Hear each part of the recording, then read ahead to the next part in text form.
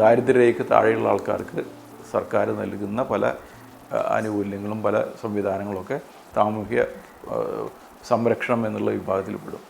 അപ്പോൾ നമ്മുടെ ഈ ടാസ്ക് ഫോഴ്സിൻ്റെ റിപ്പോർട്ടിലും നമ്മുടെ അന്തിമമായിട്ടുള്ള പ്രസ്താവനയിലൊക്കെ കൊണ്ടുവന്നിട്ടുള്ള ആശയം ഈ സോഷ്യൽ പ്രൊട്ടക്ഷനിൽ നിന്ന് സോഷ്യൽ അസിസ്റ്റൻസിലേക്കും സോഷ്യൽ അസിസ്റ്റൻസിൽ നിന്ന് എത്രയും വേഗത്തിൽ ഒരു സോഷ്യൽ ഇൻഷുറൻസ് ലെവലിലേക്കും ഈ കാര്യങ്ങൾ മാറണം.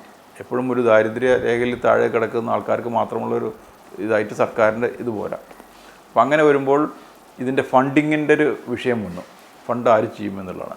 അപ്പോൾ 3 തരത്തിലുള്ള മോഡലുകളാണ് നമ്മൾ അവിടെ ചർച്ച ചെയ്തത്. അപ്പോൾ പല രാജ്യങ്ങളിലും വ്യത്യസ്തമായിട്ടുള്ള മോഡൽ. അതിലൊരു മോഡൽ കോൺട്രിബ്യൂട്ടറി മോഡലാണ്.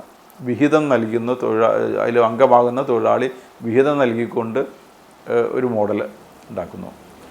രണ്ടാമതായിട്ട് സർക്കാർ വിഹിതം നൽകുന്ന ഒരു സ്ഥിതി. അത് ഈ ദാരിദ്ര്യരേഖയ്ക്ക് താഴെയുള്ളവരും ഇത് അടയ്ക്കാൻ കഴിവില്ലാത്ത ആൾക്കാരൊക്കെ അതിൽ വരും.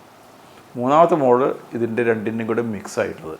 സർക്കാരും സഹായിക്കണം, കോൺട്രിബ്യൂഷൻ വേണം, തൊഴിലുടമയിൽ നിന്നും വേണം, ഇതൊക്കെ ഇങ്ങനെയുള്ള. അപ്പോൾ EPF അങ്ങനത്തെ ഒരു മോഡലാണ്. ESIയിൽ വെറും പ്യുവറായിട്ടുള്ള കോൺട്രിബ്യൂട്ടറി മോഡലാണ്. അപ്പോൾ ഇങ്ങനത്തെ രീതികളും നമ്മളവിടെ വിശദമായിട്ട് ചർച്ച ചെയ്യേണ്ടായി.